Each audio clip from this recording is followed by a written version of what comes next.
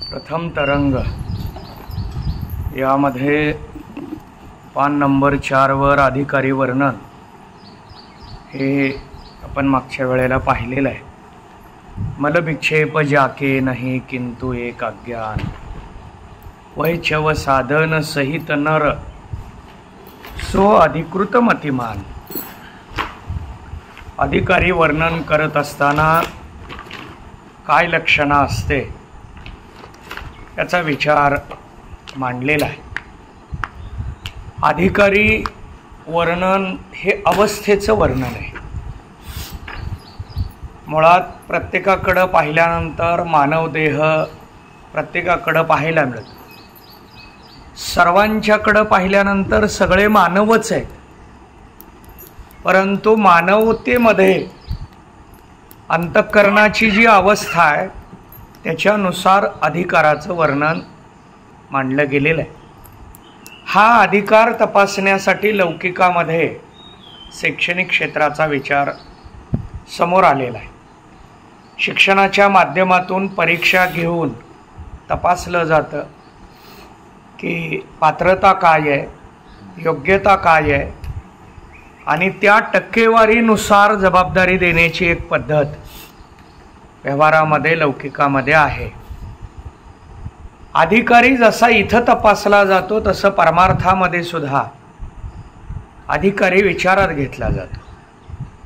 परमार्थामध्ये या बाबतीतल्या परीक्षा लौकिकामध्ये आपल्याला पाहायला मिळत नाहीत, परंतु ईश्वर हा त्या परीक्षा घेतो. ईश्वर परीक्षा घेऊनच अधिकारी नियुक्त करतो. जबाबदारी देत असताना तो त्या पद्धतीनं त्यांच्याकडं ती जबाबदारी देतो. परंतु या अधिकारामध्ये ग्रंथाचा अधिकारी कोण, ग्रंथ का लिहिला गेला, एवढे ग्रंथ असताना ग्रंथ लिहिणं हे महत्त्वाचं आहे का? आत्ता एवढी मंदिरं असताना पुन्हा नवीन मंदिर बांधावं का, अशा शंका मांडल्या जातात. मंदिरं भरपूर आहेत, मग त्या मंदिरातले कार्यक्रम, त्या मंदिरातला नित्यनेम चालू करणं किंवा नसेल तिथं उभा करणं हे कार्य करावं का नवीन मंदिर उभा करावं, हा विचार जसा मांडला गेलेला आहे त्या पद्धतीनं एवढे ग्रंथ आहेत, शास्त्र आहेत, तरीसुद्धा विचारसागर ग्रंथ लिहावा असं लेखकाला का वाटलं? शास्त्र चिंतन किंवा वाचन अभ्यास हे सहजासहजी प्रत्येकाला शक्य होत नाही, आणि म्हणून भाषा ग्रंथाची निर्मिती झाली. पण सर्व भाषा ग्रंथामध्ये बहुतांश भाषा ग्रंथातून संशय जात नाही. ग्रंथ श्रवण केल्यानंतर संशय राहू नये, संशय सगळे संपले पाहिजेत. मग कोणते संशय? आपल्याला त्यामध्ये 2 प्रकार पाहता येतात, प्रमाणगत संशय आणि प्रमेयगत संशय. हे 2 प्रकारचे संशय गेले पाहिजेत भाषा ग्रंथाच्या श्रवणाने आणि अभ्यासाने. परंतु ते जात नसल्यामुळे त्याचा अभ्यास करून निर्दुष्ट असं लक्षण ज्या ग्रंथात आहे असा ग्रंथ तयार करावा, आणि म्हणून विचारसागर ग्रंथ तयार झाला. या विचारसागर ग्रंथाचं प्रयोजन मांडलं की आम्ही का ग्रंथ लिहितोय, ते मांडत असताना हा ग्रंथ कुणासाठी लिहिला, म्हणजेच अधिकारी आला. प्रत्येक ग्रंथाला अधिकारी आहे. हरिपाठाचा अधिकारी कोण, ज्ञानेश्वरीचा अधिकारी कोण, गाथ्याचा अधिकारी कोण, चांगदेव पासष्टीचा अधिकारी कोण. आपण चांगदेव पासष्टीमधली ओवी घेतली की वर्णन करत असतो संसारी जीवाचं. चांगदेव पासष्टी या ग्रंथाची ओवी घेतल्यानंतर योग्याला डोळ्यासमोर ठेवून तो पूर्ण ग्रंथ लिहिला आहे. त्या ग्रंथाचा अधिकारी पाहत त्या ओवीला आपल्याला स्पर्श करता आला पाहिजे. आपण आपल्या संस्कार आणि अभ्यासानुसार ग्रंथाचा अधिकारी विचारात घेत नाही, यात नवल नाही. ओवी अभंगाचा सुद्धा अधिकारी विचारात घेतो का, इथं प्रश्नचिन्ह आहे.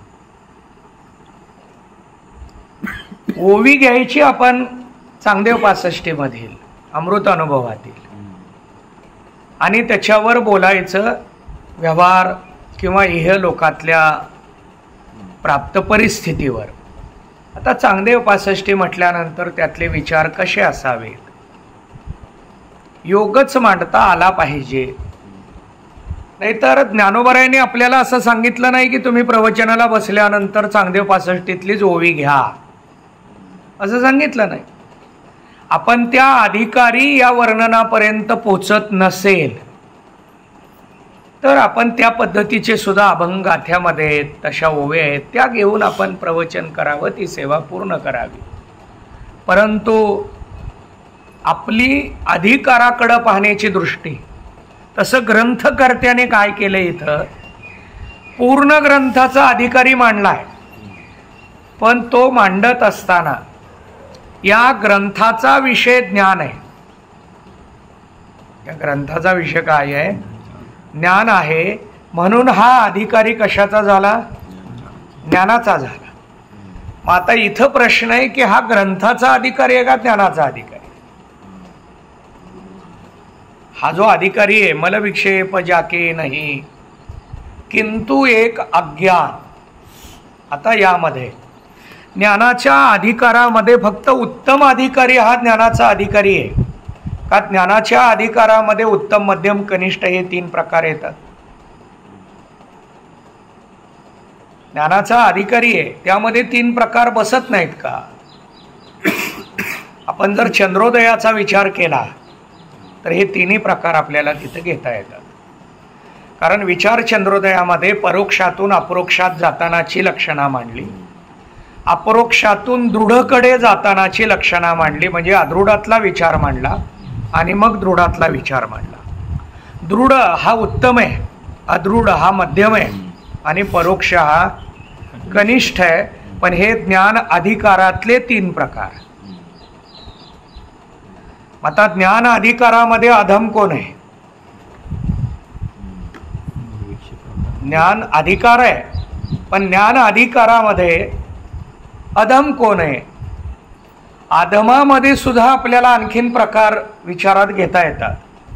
जसं विचारसागरमध्ये एका टिप्पणीत आपल्या समोर उत्तम, मध्यम, कनिष्ठ कशाचं वर्णन आहे, पामराचं वर्णन आहे. उत्तम पामर, मध्यम पामर आणि कनिष्ठ पामर हे 3 प्रकार आहेत.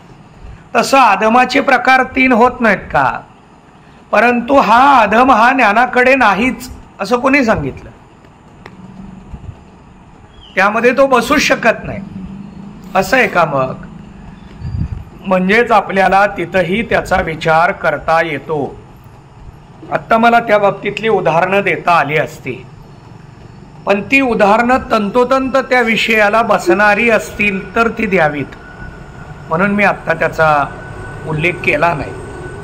आपण आत्ता ज्ञान सांगायला लागलो आणि पैशाची मागणी करायला.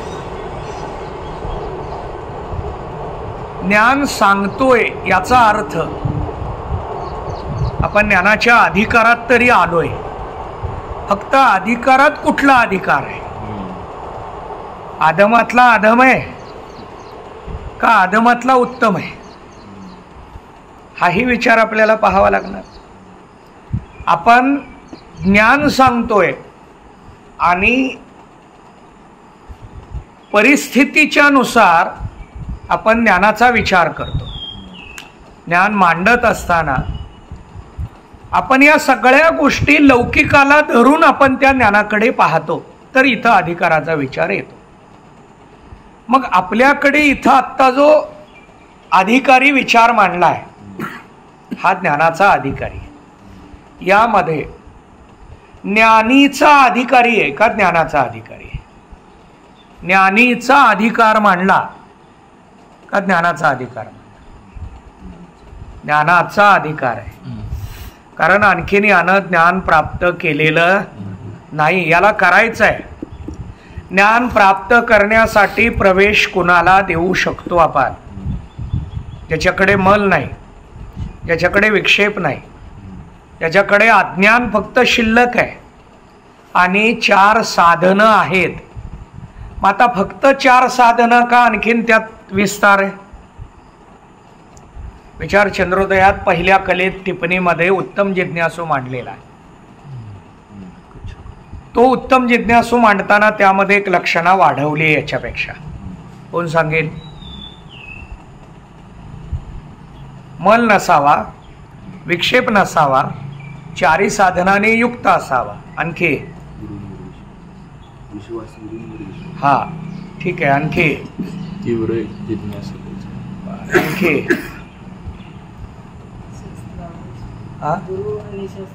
हा समाधी षडसंपत्तीमध्ये श्रद्धा आलेली आहे. श्रद्धा या शब्दाचा अर्थच विश्वास आहे. चला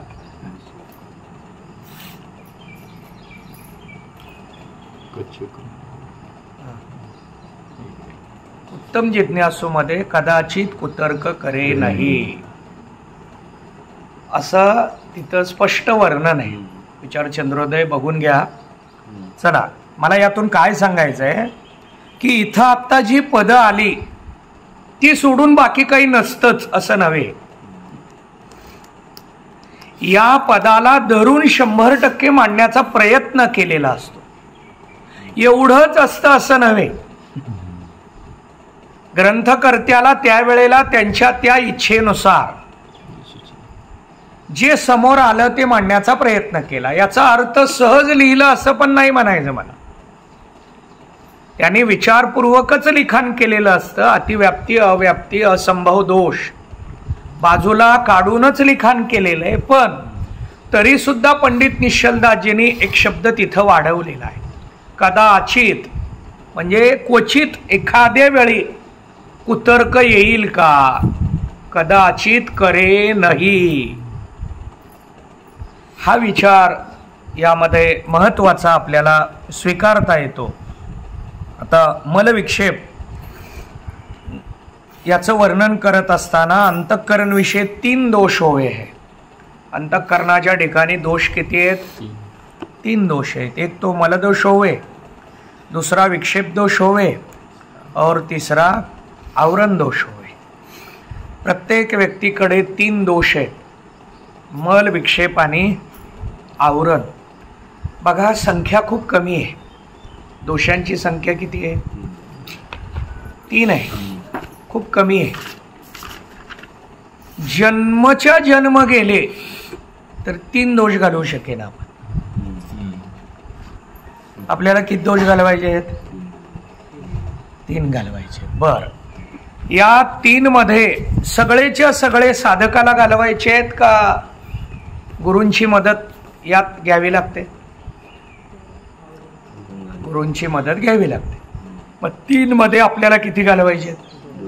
फक्त 2. 2 सुद्धा जाईना. म्हणजे आपण किती पात्र आहे? आपल्याला फक्त 2 दोष जात नाहीत. किती दिवस?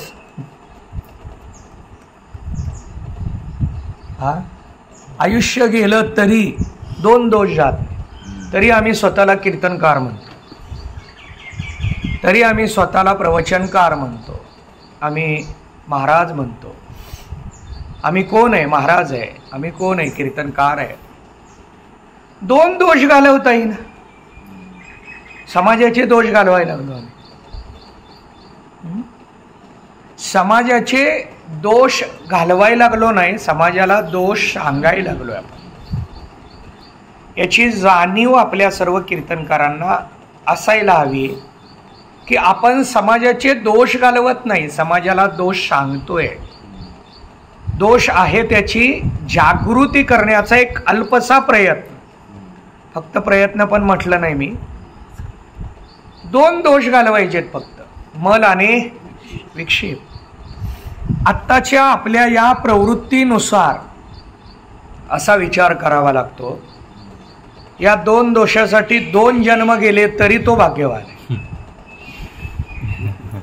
एका जन्मात एकच दोष, जन्म आहे दोष घालवायला. एका जन्मात एक दोष, असे 2 दोषासाठी 2 जन्म खर्च झाले, मान्य आहे. किमान 3ऱ्या जन्मात तरी आवरणाच्या निवृत्तीसाठी गुरु भेट होईल आणि गुरुकृपेनं आमचा 3रा दोष जाईल. परंतु आम्ही 5-5 वेळा 10-10 वेळा जरी विचारसागर ऐकला तरी एक दोष चाललाय हा आत्मविश्वास आपल्याला पण नाही आहे का? आपला एक दोष चाललाय का? बरं चाललाय हे पण नंतर आहे, कळलाय तरी का? दोष कळावा लागतो, चुका कळाव्या लागतात. चुका कळल्या तर दुरुस्त होणार आहे. दोष सुद्धा माहीत नाही, शब्दात माहिती आहे. मल शब्दावर 2 तासाचं कीर्तन होईल फक्त एका दोषावर. काय महाराजांनी चिंतन मांडलो, फक्त मल एक शब्द 2 तास बोलले बघा. 2 तास शब्दाने बोललो, पण स्वतःला मला दोष कळला का? कळणं या शब्दाचा अर्थ त्याचा फक्त ज्ञान झालं असं नव्हे. आपल्याला तो दोष यथार्थ कळला तर आपला जाणार आहे. आपल्याला तो दोष कळावा लागतो तर तो जाणार आहे. नाहीच कळला तर तो दोष जाणार नाही. आणि म्हणून दोष कळणं गरजेचं आहे. याच्यासाठी 3 दोष सांगितले. निष्काम कर्म से अंतःकरण का मल दोष दूरी होय. निष्काम कर्म केल्याने अंतःकरणातील मल दोष जातो. उपासना से विक्षेप दोष दूरी होय. उपासना केल्याने विक्षेप दोष जातो. विक्षेप शब्दाचा अर्थ चंचलता. विक्षेप शब्दाचा अर्थ अनेक वेळा आपण विचारात घेतला. याचे 2 अर्थ होतात. त्यातला पहिला चंचलता आणि 99% हा अर्थ सतत समोर येतो. फक्त अध्यात्मामध्ये शास्त्र चिंतनात विक्षेप शब्दाचा अर्थ अज्ञानाचं कार्य असाही अर्थ केला गेलेला आहे. आणि त्या दृष्टीनं ज्ञानसे आवरण दोष दूरी होवे. ज्ञानाने आवरण दोष जातो. 3 दोष कशा कशाने जातात याचा विचार मांडला. मल दोष जाण्यासाठी निष्काम कर्म करावं लागतं. विक्षेप दोष जाण्यासाठी उपासना करावी लागते. आणि आवरण दोष जाण्यासाठी ज्ञान प्राप्त करावं लागतं. वारकरी संप्रदाय सांगतो नामाने 3 दोषाची निवृत्ती. एक नाम घ्या, मल जातो, विक्षेप जातो आणि आवरण सुद्धा जातं. एका नामाने कसं जातं हाही विचार काही जणांच्या मनामध्ये निर्माण होईल. परंतु आपल्याला यातलं चिंतन पुढं जायचं आहे, त्यामुळं आत्ता त्यात जास्त वेळ घालवत नाही. जो पुरुषने निष्काम कर्मावर उपासना करी के, ज्या पुरुषाने निष्काम कर्म केलंय, म्हणजे कर्म करत असताना आपण निष्काम करावं. एखाद्या मंदिरामध्ये, एखाद्या मंडळामध्ये, एखाद्या दिंडीमध्ये, एखाद्या सप्ताहामध्ये आपण काय करावं? निष्काम कर्म करावं. सप्ताहामध्ये हातात पडेल ती कामं करावी. दिंडीमध्ये जी समोर कामं उपलब्ध आहेत, गरजेची आहेत, ती सगळी करावी. परंतु काम करत असताना आपलं नाव समाजासमोर जावं ही भावना पण ज्याच्याकडं नाही, त्याच्या त्या कर्माला निष्काम कर्म म्हटलं जातं. आत्ता हेच कर्म समाजात जास्त मांडण्याची गरज व्हायला लागली. आत्ता हे कर्म मांडलं पाहिजे. निष्काम कर्म, निष्काम कर्म. आम्हाला निष्कामता आवडेना. आत्ता काय व्हायला लागले, पत्रिका पूर्वीच्या मानानं आत्ता खूप मोठ्या झाल्या. सप्ताहाच्या पत्रिका म्हणायलो मी, खूप मोठ्या झाल्या. त्याला कारण काय? नावं टाकावं लागायला. सप्ताह 7 दिवसाचा असतो आणि वादकांची, गायकांची नावं 15-15 असतात. एवढी नावं असली तरी कीर्तनाला सुरुवात करताना जागेवर मंडपात एक सुद्धा गायक वादक हजर नसतो.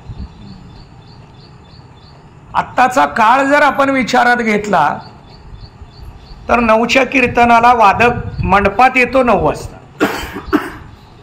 आणि तिथून तो कणिक, हातोडी, गट्टे आणि मग कीर्तनकारांनी सांगितलं 9 वाजले, पकवाज लावालोय. आपण पकवाज वगैरे 9च्या अगोदर लावून तयार राहायचं असतं. हे वादकांना आत्ता शिकवण्याची वेळ यायला लागली. रामकृष्ण हरी झाल्यावर कणिक लावणं चालू होतं. आपल्याकडे पद्धती इतक्या बदलल्यात, प्रत्येक गोष्टीविषयी निष्काळजी आणि गांभीर्याचा विचार नाही. निष्काम नसताना ही अवस्था आहे. तर निष्काम असल्यानंतर ही वेळच येत नाही.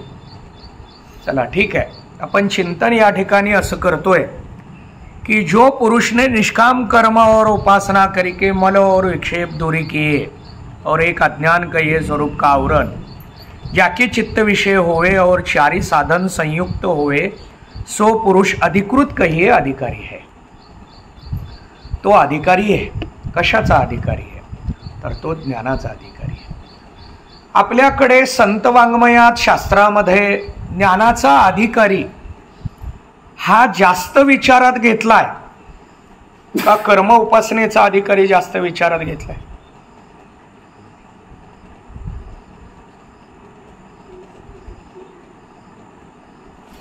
शास्त्र चिंतन मांडत असताना अधिकारी आहे, ठीक आहे, कर्मालाही अधिकारी आहे, उपासनेला आहे, ज्ञानाला आहे.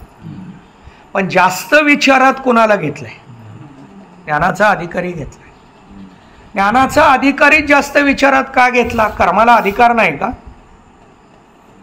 उपासनेला अधिकार नाही का? बर, कर्माच्या अधिकारानं तिथं कर्म अधिकारी या विचारामध्ये फल मिळत नाही का? उपासनेच्या अधिकाऱ्याला फल मिळत नाही का? मग यांच्या अधिकाराचा विचार तेवढा का केला गेला? याची 2 उत्तर आपल्याला देता येतील. त्यातलं एक उत्तर, ज्ञान हे दुसऱ्याकडून घ्यायचंय म्हणून इथं अधिकाराचं बंधन आपल्याला जास्त विचारात घ्यावं लागतं, कारण ते गुरूंकडून घ्यायचंय. ज्ञान कुणाकडून घ्यायचंय? गुरूंकडून घ्यायचंय आणि म्हणून तिथला अधिकारी हा जास्त विचारात घेतला. 1, 3 दोषामध्ये मलविक्षेप जाण्यासाठी तेवढी कठीणता नाही, अज्ञान जाण्यासाठी कठीणता जास्त आहे. ही 2 कारणं महत्वाची आहेत. 3रं कारण, अज्ञानामध्ये अज्ञान घालवायचंय. 1 अज्ञान का 2 आवरण?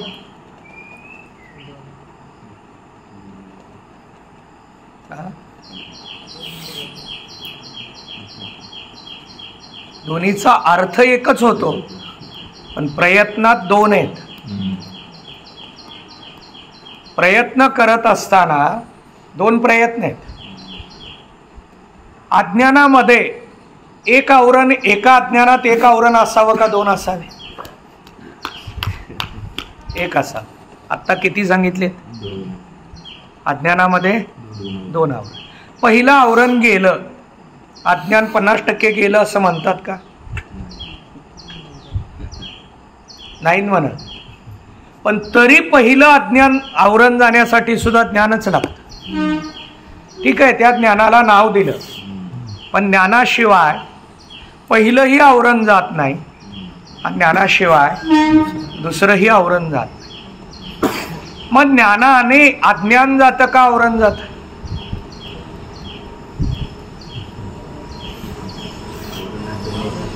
आता तुम्ही म्हणाल त्याचा अर्थ तोच आहे. अर्थ तो असला तरीही सूक्ष्मता आहे. ज्ञानाने आवरण जातं. जर ज्ञानाने अज्ञान जात असतं, अज्ञान गेले की आवरण राहणार आहे का?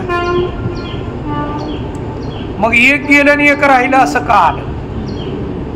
म्हणजेच आवरण निवृत्तीचा विचार हा प्राधान्याने करायला हवा आहे.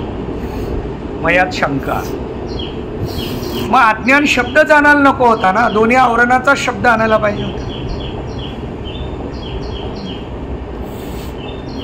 अज्ञान शब्दच नकोय,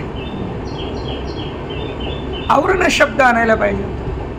अज्ञान आणि आवरण याचा जर व्याख्येनं विचार केला तर वेगवेगळा आहे का एकच आहे? एकच आहे. अज्ञान म्हणजे ज्ञानाला झाकणारा अधिक ज्ञान,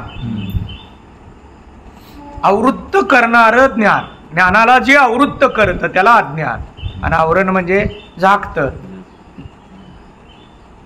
शब्द फक्त बदललाय. दोन आवरण मिळून एक ज्ञान शब्द मांडला, आणि मग त्या अज्ञानाचा इकडं फोड केली आणि दोन शब्दाच्या माध्यमातून विस्तार केला. मग अज्ञान घालवायचं असेल तर ज्ञान लागतं. साधारणतः शास्त्रामध्ये सर्व ठिकाणी ज्ञान अज्ञान ज्ञान अज्ञान असंच वर्णन आहे. आवरणाचा उल्लेख खूप कमी आहे. आवरणाचा उल्लेख फक्त प्रक्रियेमध्येच समोर आहे. वाङ्मयामध्ये आहे का? वाङ्मयामध्ये का नाही? संत वाङ्मयामध्ये आवरण शब्दाचा जास्त उपयोग केलाय, वापर केलाय का अज्ञान शब्दाचा केलाय? अज्ञान शब्दाचा केलाय. अज्ञान शब्द मोठ्या प्रमाणात समोर आणलाय, आवरण शब्द आणलं नाही. कारण फक्त आवरण शब्द वापरलं तर दुसऱ्या आवरणाचा सुद्धा विचार तिथं मांडावा लागेल. आणि म्हणून बहुतांश अज्ञान, अज्ञानाच्या माध्यमातून अंधार, ज्ञानाच्या माध्यमातून प्रकाश, या अनुषंगाने सुद्धा ज्ञानाचाच विचार, अज्ञानाचाच विचार आपल्या समोर मांडला गेलेला आहे. असंही चिंतन आपल्याला पाहता येतं. यामध्ये मलविक्षेप नसावा, निवृत्त झालेलं असावं, आणि अथचारी साधन वर्णन, 4 साधनं असावी. प्रथम विवेक विराग पुनी समाधी षड संपत्ती कही चतुर्थ मुमुक्षुता ए चव साधन सत्ती. तुमच्याकडं संपत्ती आहे का सती आहे? सती. ही 4 साधनं असायला हवीत. या 4 साधनांना मिळून अधिकारी वर्णन असं लक्षण मांडलं गेलेलं आहे. आता याच्यामध्ये 4 साधनं ज्याच्याकडं आहेत आणि मलविक्षेप नाही. मलविक्षेप हा स्वतःला घालवायचा आहे. मलविक्षेप कुणाला घालवायचा आहे? स्वतःला घालवायचा आहे.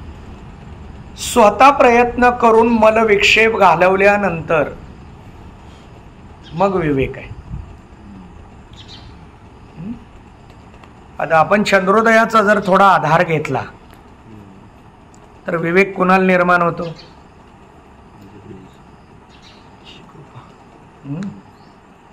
4 कृपा ज्याच्यावर आहेत त्यांना विवेक होतो. हा विवेक होतो. ईशकृपा, गुरुकृपा, शास्त्रकृपा आणि अंतःकरण कृपा, अशा 4 कृपा ज्याच्यावर आहेत त्याला विवेक आहे. वैराग्य.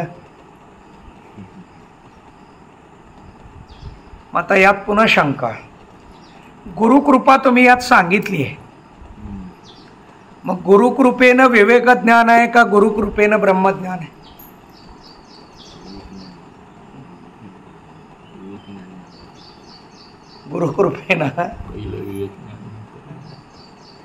गुरुकृपेनं ब्रह्मज्ञान असा विचार सातत्यानं मांडलाय. गुरु तेत ज्ञान ज्ञानी आत्मदर्शन दर्शनी समाधान अति जैसे 18वा अध्याय. ज्ञानोबरायांनी इथं ज्ञानशब्द जो मांडलाय हा ज्ञानशब्द ब्रह्मज्ञान वाचक आहे का विवेक वाचक आहे? 18व्या अध्यायात ब्रह्मज्ञान वाचक आहे. म्हणजेच गुरुकृपेनं साधारणतः ज्ञान हा शब्द ब्रह्मज्ञानच विचारात घेतला, तरी तिथं शास्त्रकृपा असं का, गुरुकृपा असं का म्हटलं 4 कृपेमध्ये? त्याचा विचार असा आहे विवेकाला लागणारी गुरुकृपा तिथं होते. गुरुकृपा या शब्दाचा 100% तिथला अर्थ ब्रह्मज्ञान असा नाही. कारण गुरुकृपेनं यथार्थ बोध, गुरुकृपेनं यथार्थ बोध हा विचार मांडला गेलेला. गुरुकृपेनं आम्हाला अज्ञान निवृत्तीपूर्वक स्वरूप साक्षात्कार हा विचार सांगितला आहे. पण 4 कृपेमध्ये ज्या 4 कृपा मांडल्या, या 4 कृपेमध्ये जी गुरुकृपा आहे ती ही गुरुकृपा मान्य केलेली नाही. म्हणजेच आता गुरुकृपेत प्रकार पाडावे लागतात. गुरुकृपेमध्ये काय करावं लागतं? प्रकार. मग त्यातून काय? विवेक. विवेकाने वैराग्य. विवेक सब साधन को मूल. विवेकाने काय होणार आहे? वैराग्य येणार आहे. वैराग्य आणि त्याग शब्दातला हा अर्थ आहे. ज्या त्यागाला विचाराची बैठक नाही त्याला त्याग म्हणायचं, आणि ज्याला विवेकाची बैठक आहे त्याला वैराग्य म्हणायचं. आता या वैराग्यात 3 प्रकार पाडले गेलेले आहेत: उत्तम, मध्यम आणि कनिष्ठ. जिथं पदार्थाचा त्याग आहे आणि मनातून सुद्धा त्याग आहे, वैराग्यच आहे. पदार्थाचाही त्याग आहे आणि मनात सुद्धा त्या पदार्थाचा लवलेश नाही, कसलीच आसक्ती नाही. बाह्य अंतर सर्वस्व त्यागून विवेक जागा आहे, त्याला उत्तम वैराग्य म्हणायचं. ज्याच्यामध्ये अंतःकरणात क्वचित लवलेश आहे, हा मध्यम आहे. बाह्य पूर्ण त्याग आहे, अंतर सुद्धा पूर्ण त्याग आहे, पण प्राप्त परिस्थितीनुसार क्वचित अंतःकरणात आसक्ती निर्माण होते, याला मध्यम वैराग्य म्हणायचं. आणि कनिष्ठ वैराग्यामध्ये बाह्य त्याग आहे आणि अंतरमध्ये आसक्ती आहे, याला कनिष्ठ म्हणायचं. मग या वैराग्यामध्ये जाताना सर्वजण उत्तमवर लगेच आरूढ होतील का? नाही. अंशात्मक त्याग करत पुढं जावं लागतं. आणि म्हणूनच हा विचार करून शिक्षण क्षेत्रानं तिमाही परीक्षा घेतली, मग सामाई घेतली, मग नवमाई घेतली आणि मग वार्षिक घेतली. तसंच वैराग्यामध्ये त्याग खूप कठीण आहे. मग अंशात्मक तरी त्याग करावा, त्याग करत करत पुढं जावं. आणि हे सुद्धा जमत नसेल तर मग आपल्याला उपासना पद्धतीमध्ये व्रतवैकल्य सांगितली. व्रत करा, त्या दिवशी 1 दिवस तरी त्यागा. व्रतवैकल्यात आपल्याला किमान 1 दिवस तरी त्यागा, म्हणून एकादशी. काही विचार आपल्या समोर असा मांडत असताना हे चिंतन आपल्याला पाहायला मिळतं. यामध्ये आपण म्हणजे विवेक, वैराग्य, समाधी, षड संपत्ती आणि मुमुक्षुता या 4 साधनांमध्ये ही 4ही साधनं आपण मागेही बऱ्याच वेळा विचारात घेतलीत. यामध्ये विवेक लक्षण, अविनाशी आत्मा अचल, जगत आते प्रतिकूल, ऐशो ज्ञान विवेक है सब साधन को मूल. आता इथं आत्म्याचंही वर्णन केलं आणि जगाचंही वर्णन केलं, दोन्हीचा विचार आहे. अविनाशी आत्म अचल, आत्म म्हणजे आत्मा, अविनाशी आणि अचल आहे. अचल शब्द वापरला तर जड होईल, म्हणून अविनाशी शब्द आला. अविनाशी आत्म अचल. आता आत्मा अचल आहे का चल आहे? इथला अचल शब्दाचा अर्थ जड असा नाही घ्यायचा, निष्क्रिय असा घ्यायचा. तो कसा आहे? निष्क्रियम ब्रह्ममुच्यते, क्रिया रहित आहे. जगत आते प्रतिकूल, जग हे त्याच्याहून प्रतिकूल आहे. आता बऱ्याच वेळा आपण सांगतो जगापेक्षा तो प्रतिकूल आहे. जगाहून तो प्रतिकूल आहे का त्याच्याहून जग प्रतिकूल आहे?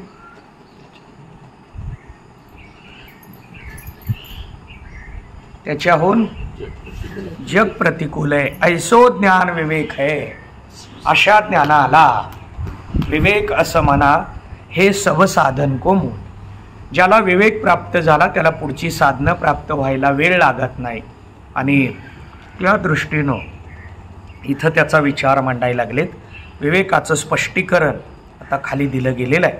त्याचा विचार आपण उद्याच्या पाठाला पाहू. पुंडलिक वरदा हरी विठ्ठल. श्री ज्ञानदेव तुकाराम.